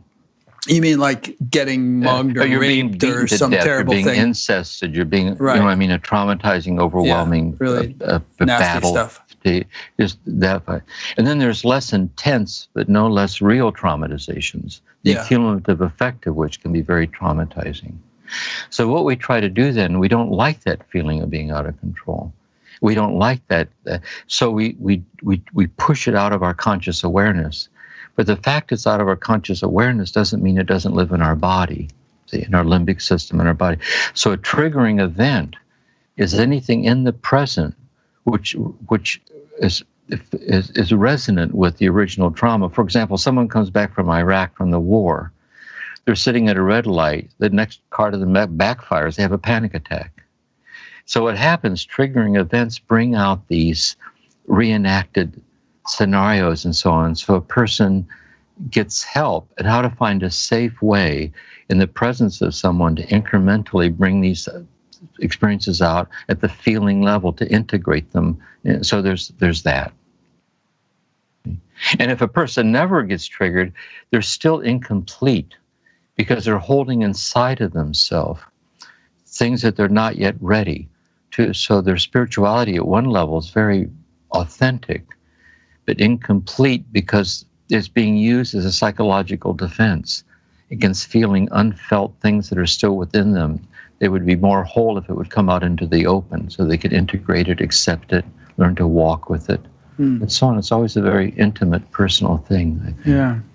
I was a student of Maharishi Mahesh Yogi for many years, and he used to speak of trauma as being a sort of like you said, imprinted in the nervous system, as actually some neurophysiological, chemical or structural abnormality that the intensity or the impact of stressful experiences would cause, and that it gets lodged or held there, and we can hang on to it for years or lifetimes, and that when you go deep enough in meditation, it would start to unravel or unwind. He used to call it unstressing. Sometimes we'd take like 6-month meditation courses and, doing many, many hours of meditation per day and all kinds of stuff. It would be, really amazing what would start coming out. But you sort of had the capacity to deal with it at that point, or at least most people did.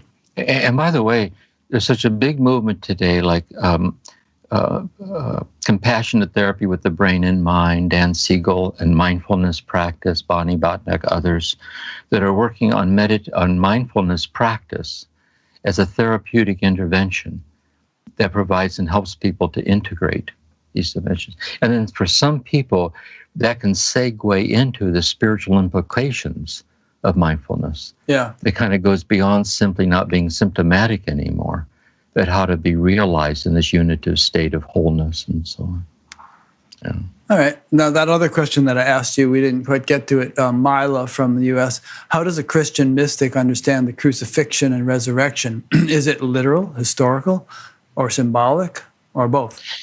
Well, I think the sense of it is that the crucifixion is literal. It was the crucifixion happened. And the death of Jesus happened. My sense that the resurrection is a trans-historical event. In other words, put it this way, if there were to be like say motion-sensitive cameras inside the tomb where Christ was buried, I don't think you'd see all of a sudden where he sits up and unwraps himself and rubs his eyes and gets up, or a flash of light, or an angel comes and folds the cloth for him and rolls the stone back. Uh-huh. See, I think it's an ahistorical, trans-historical event in that Jesus lives. And then the mystery of the Christian is that we live also. See, the deathless, the resurrection of Jesus then is our poetic metaphor for the deathless nature of ourselves. So I think the mystical dimension of it is this, that Jesus says, follow me, and Jesus takes us to the cross. The cross is the crucifixion of our dreaded and cherished illusions that anything less or other than an infinite union with infinite love will ever be enough for us. That's the cross. Thomas Merton once said, there's something inside of us we must struggle with very hard where it will destroy us. This is the cross in our life. It's some self-destructive pattern, whatever it is.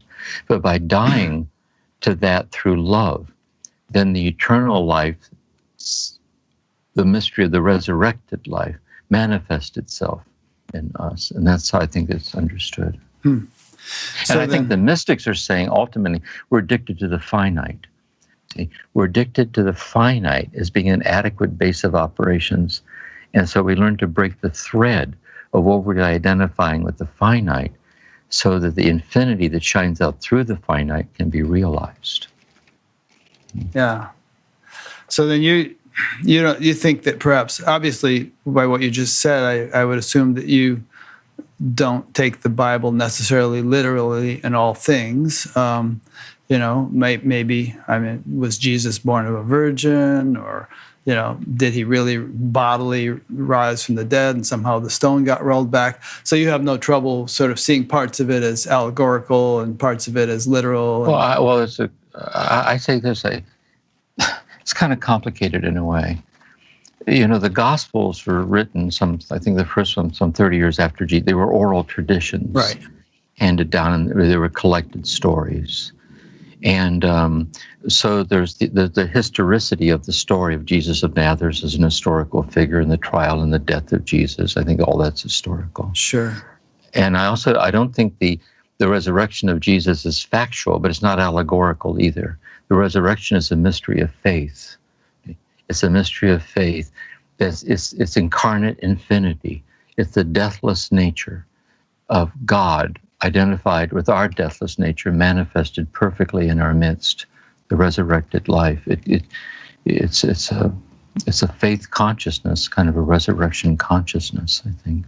Well, the other day when I listened to you in your podcast tell about Mary Magdalene going into the tomb and finding Jesus's body gone, the stone rolled back and all, but then he appeared to her, and I, the way I interpreted that from my worldview of things is that no problem. And his physical body was gone in one way or the other, but we have a subtler body than just even when we're alive. We do. We have an astral body, we have a celestial body, and a being of that magnitude, of that level of enlightenment, could probably immediately begin functioning and interacting with people in a celestial body. And he said, didn't he? He said, I have not yet ascended to my Father. So he was perhaps in some intermediate stage there, still in his subtle body and able to interact with people who were in their gross bodies. And then probably he moved on and up after that. That's right, transcosmic consciousness. You know, Thomas Merton once said of the ascension of Jesus ascending into heaven. He said, how does the second person of the Trinity ascend to the first person of the Trinity?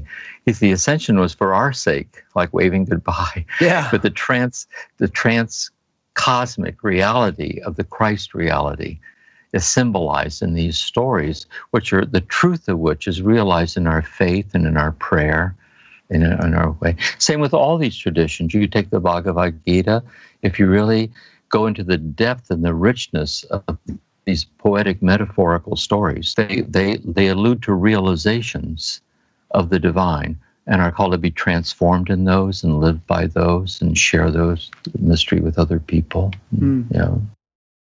You just mentioned the Trinity, and a question came in from Dan in London. Maybe you've actually partly answered this, but maybe you could say more. Would you be able to explain the Holy Trinity from a mystical point of view? Yes. Richard Rogers had a book on the Trinity, and Cynthia Bourgeault did one also. That's you and Richard and Cynthia, right? The Holy Trinity? Well, I didn't write one on this. I know. Cynthia wrote hers, The Law of Three, and then Richard, the Universal Christ, A New Name for Everything.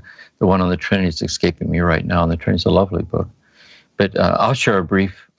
Please explain the Trinity. We have 4 minutes, kind of thing. But I'll offer a poetic thing about it. Poetry is the Trinity is that God's ineffable and hidden. And God, say that again. God's ineffable and hidden, beyond relations, beyond terms, beyond the unknowability of God utterly. And the unknowable mystery of unmanifested mystery of God is manifested as Trinity, which is manifested in divine relations of knowledge and love. So the relation of knowing is called Father or Abba, and patriarchal society or Mother. And God is origin of God. That from all eternity, God the Father, Eckhart says, like a woman in labor, is giving birth to God. So God the Father is eternally expressing himself as his word. So as a kenosis, he's infinitely emptying the total reality of himself as the Word. So the Word was with God and the Word was God. And the second person of the Trinity, the Word of God, and the God the Father eternally contemplate each other, and the love arising between them is the Holy Spirit. So the mystery is this. If you would go and try to find God the Father, who's in any way whatsoever dualistically other than the Son or the Holy Spirit, you'd look and never find, because there is no God the Father. Because God's totality of the Father is completely poured out in and as the mystery of the Son and the Holy Spirit.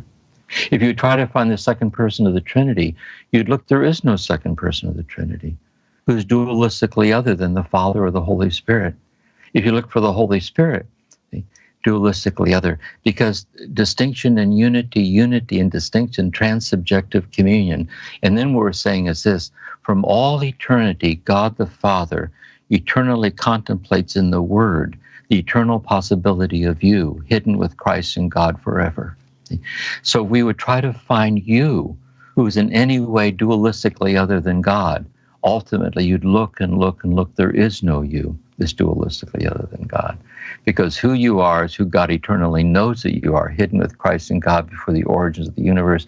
And that you is the you that never began, because God has never not known who you are. And the you that was never born is you that will never die. And that you is the you that's realized in the mystical experience in an infused way through faith. Kind of sounds like what I was trying to get at earlier on. If God is all-pervading, then how can there be anything which is not God? And also what you just said reminds me of something from the Upanishads, which says something like, this is full, that is full. Taking fullness from fullness, fullness remains. Elizabeth from Colorado again wants to know, are you familiar with the Course in Miracles material at all? Yeah, I love the Course in Miracles, yeah. Okay, she has a question about it then. She said, since you're familiar with that, what's your sense of it? Is it authentic to the essence of the spirit of the teachings of Jesus as you understand them? Yes, in this sense. It's a very mysterious book, really. It just started coming to this woman, like automatic writing, just put it out, see. That which is real cannot be threatened. That which is unreal cannot exist. Herein lies the peace of God, see.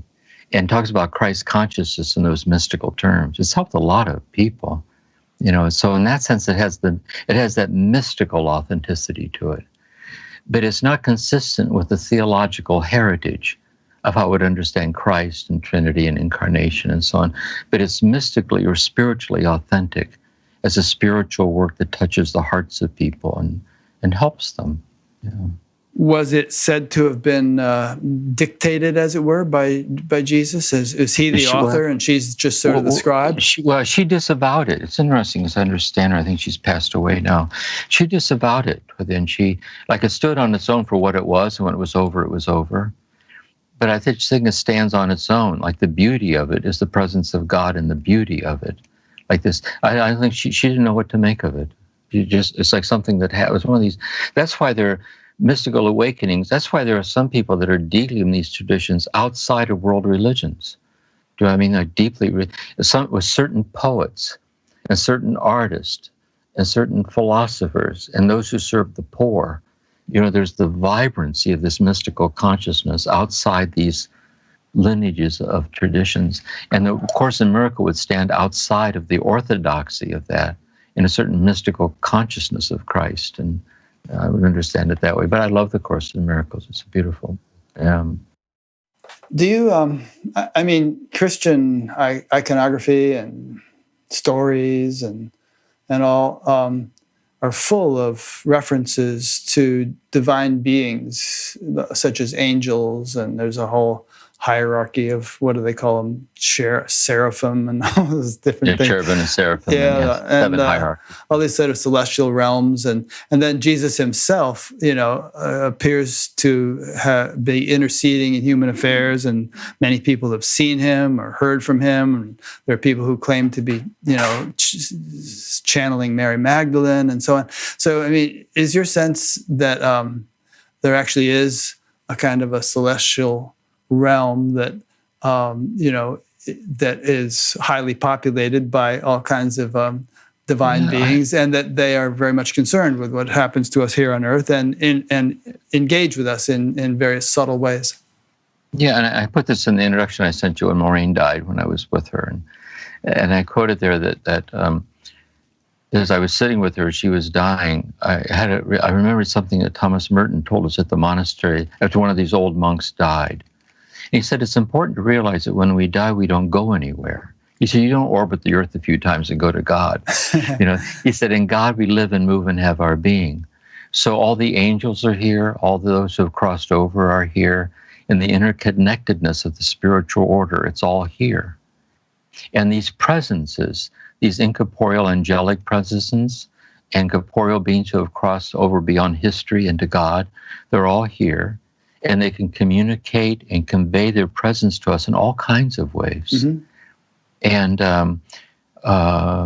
there's just a kind of a natural faith or a certain sensitivity that, there are more things in heaven and earth, Horatio, that are dreamt of in your philosophy. Yeah. And so there are things beyond what the physical eyes can see that we can learn to live by as the truth we recognize in our heart. Yeah, actually, I found that passage in the thing you sent me. It said, all the angels, along with all the blessed who have crossed over into God, are here with us in the vast interiority of God, in whom we subsist as one, as light subsists in flame. Yeah. As a matter of fact, I think, the Buddhists say there are 10,000 worlds, and I've traveled through them all. And something that happens in meditative paths is that in deep meditation, we're allowing our customary boundaries to fall into the background.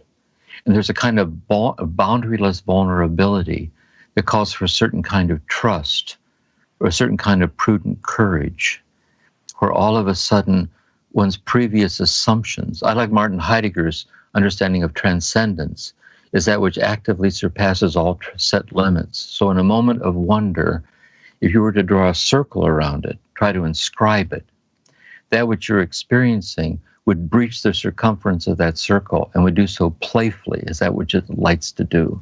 And that boundaryless mystery is giving and granting itself to us in the concreteness of our breath, our beating heart, the next person who walks into the room.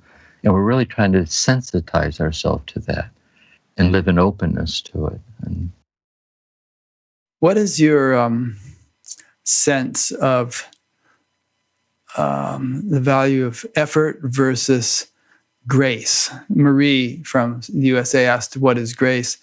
And, it's sort of like, there's that old story of, the footprints on the beach and, and at a certain point, God's, that story of the guy said he was having a rough time and, you tell the story and talk about grace.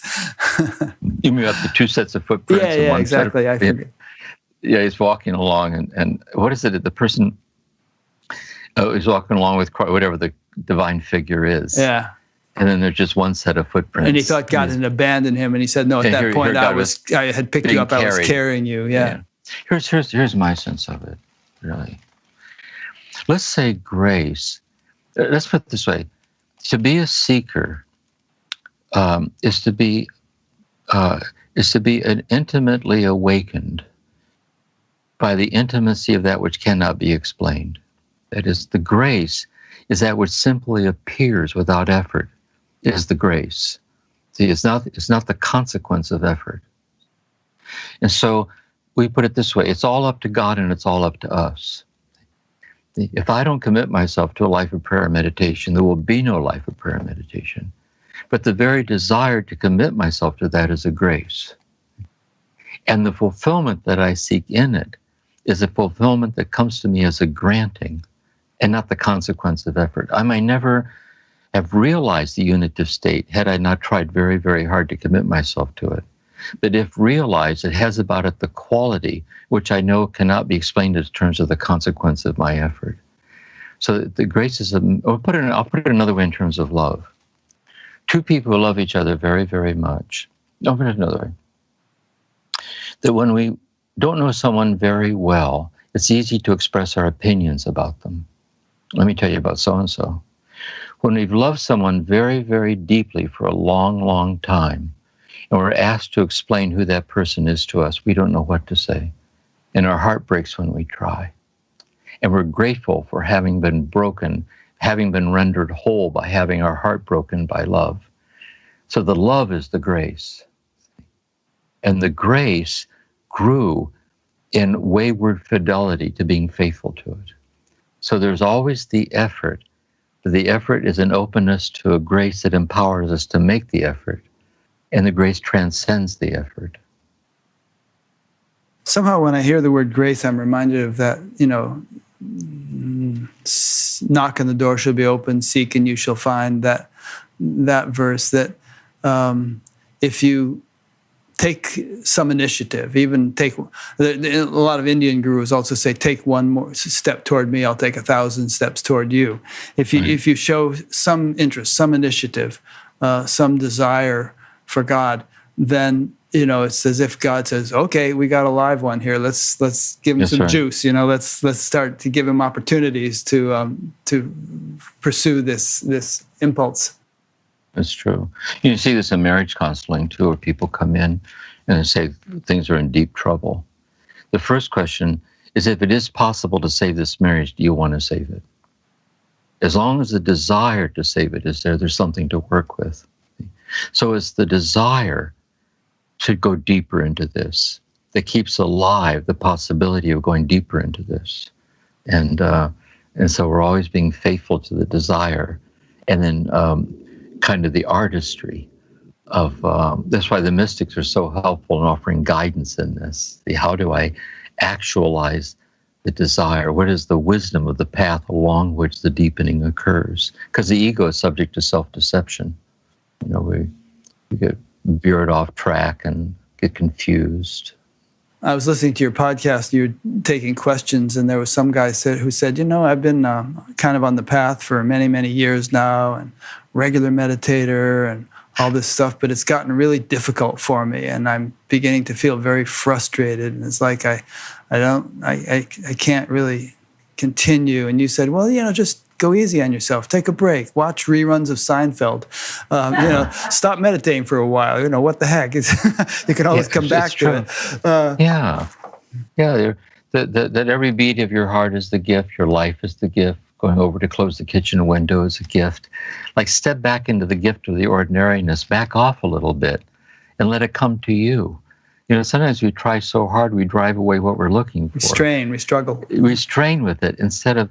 There's a kind of it's the stance of the artist or the stance of the lover.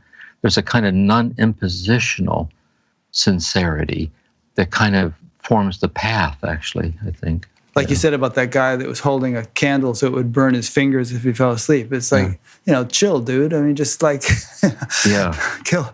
But I meant to ask, though, have you encountered very many people who have dedicated their lives to spirituality for a long time who are feeling like it has not amounted to anything? Or do you almost universally feel that where there's a will, there's a way, and if people have been sincere about it, it bears fruit?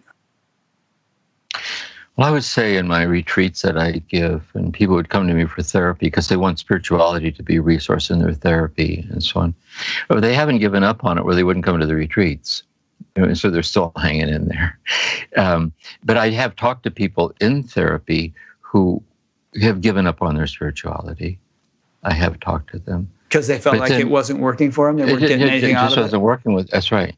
But then what we find is that by then, their integrity on working on their healing path is their spirituality. In other words, there's a deep intuition inside of you that your life is worth saving. It has an innate value that can't be calculated. And that which motivates you to be faithful to the gift of your life, you might not put it in those terms, but that's a very deep spirituality. Yeah. Yeah. Well, the phrase "your life worth saving." Are you contacted by many young people, or is it mostly people our age? And the reason I ask is, there's a high incidence of suicide among the young, and I think that's really tragic. And whenever the subject comes up, anything that I or my guest could say that might save a life, that might inspire a person to discover something more deep and meaningful and not take that course of action is well worth spending a little time on. But youth, I used to be involved with youth a lot years ago because I taught seniors at an all-boys Jesuit prep school in Cleveland, taught religion. And I found that if you talked about dogma or doctrine, they weren't that interested, but how to experience God and find God. I used to take a group every year to the monastery down to Gethsemane. You'd get up at 2:30 in the morning to chant with the monks, and we did courses on prayer and death and different things. And so, but I've not really worked with youth significantly since then, because I don't work with the adolescent population or the children. I haven't. But younger adults come to my retreats, seekers come to my retreats. They're there on the retreats. But it tends to be people who are a bit more along in the journey. Are you still teaching retreats? I do. Well, now with the pandemic. When my right. wife got sick, about 3 years ago, I stopped because I couldn't leave her. And now with the pandemic and so on, I can. But through the Living School, through the podcast, I can teach at home. I teach from my home and to my writing and different things. And I don't know how long I'm going to be on the earthly plane, who knows. But if the pandemic dies down, I may resume some giving these silent retreats, different places. And I would like to do that. We'll see what happens. Yeah. So in our remaining minutes, let's start by giving people sort of a clear outline of in what ways they could engage with you, there's your podcast that I mentioned, and I'll be linking to that in the show notes. You can sign up on iTunes or Stitcher or any of those things. What else? Yeah, they could go to my website. That's CAC Meet for Me, jamesfinley.org. I'm showing it on the screen right now. Yeah, a lot of things are there. And then there's the podcast, Turning to the Mystics. Also, I have an online course through CAC on the interior castle of Teresa. And they were just able to liberate, they thought they had lost it for a while, on mystical sobriety, on the mystical dimensions of the steps of AA. And so there's the podcast, there's the online courses, and also with Sounds True, I did several audio sets. The Merton's Path to the Palace of Nowhere, Christian Meditation, and Indestructible Joy in the Teachings of Meister Eckhart. And then with Richard Rohr, I did a set, The Divine Ambush on St. John of the Cross, and Following the Mystics Through the Narrow Gate. You did that with Sounds True? With Richard Rohr. That was with Richard Rohr. With Richard, okay. With Richard Rohr is Following the Mystics Through the Narrow Gate, and Jesus and Buddha, finding the Four Noble Truths of the Buddha in the heart of the gospel. So you can find all this on the CAC website. If you go to Center for Action Contemplation, you'll see those audio video sets there. And I think that's it. That's quite a bit. Yeah. Yeah. So, and I have this book I'm working on. I hope I finish it, on the contemplative dimension, how to be a healing presence in an all too often traumatized and traumatizing world. And so I'm writing that book now on my sense of the spiritual dimensions of the healing of trauma. And then there'll be another volume after that. I got a grant to, it was first through Sounds True with Carolyn Mace on transforming trauma. But then I got a grant from Fetzer Institute, a more developed form of that. So I hope to do a second volume. It's been transcribed and so on more the clinical formal sense of that. How to be a contemplative clinician, how to be a contemplative patient. What's the depth dimension of the healing encounter? But this first one is more for sincere seekers, seeking the interior dimensions of healing. So I'm writing that. And I have a few other unpublished manuscripts that are trying to help me get published. I'm slow. I'm persistent, but slow. Well, it's really, it's inspiring what you've done with your life, how you've just dedicated it to, your own personal exploration, and then translating that into the benefit for other people. I guess that's what the Center for Action and Contemplation means. You contemplate and go deep, and then you act and share the fruits of your contemplation. So I think your life has been an inspiring example. Yeah, I'll end on this little note too that I find helpful. Richard has his own variation of this on following this path, is to find your practice and practice it. And a practice is any act and fidelity to which it takes you to the deeper place. And little by little, your whole life becomes practice. The second is to find your teaching and follow it. And a teaching is any teaching that bears witness to this unitive state of consciousness we're talking about and offers guidance in it. And then you realize that all life is your teacher. And thirdly, find your community and follow it. It's just one other person in whose presence you're not alone, which is the value of your podcast and similar ones, is this resonance and interconnectedness with each other. And eventually you realize that the whole world is your community. And I find those three guidelines to be very helpful frames of reference for us on this path. Yeah, those are great. And the resources are there, it is possible to find your practice and your community and all these things. And again, seek and you shall find. If you have the sincere intention, then opportunities present themselves. Mm-hmm. Yeah, and what I do with this podcast is, I try to offer a smorgasbord, and obviously there's no one thing that's going to be for everybody, and all things can't be for any one person because there's only so much time in life. You can't do everything.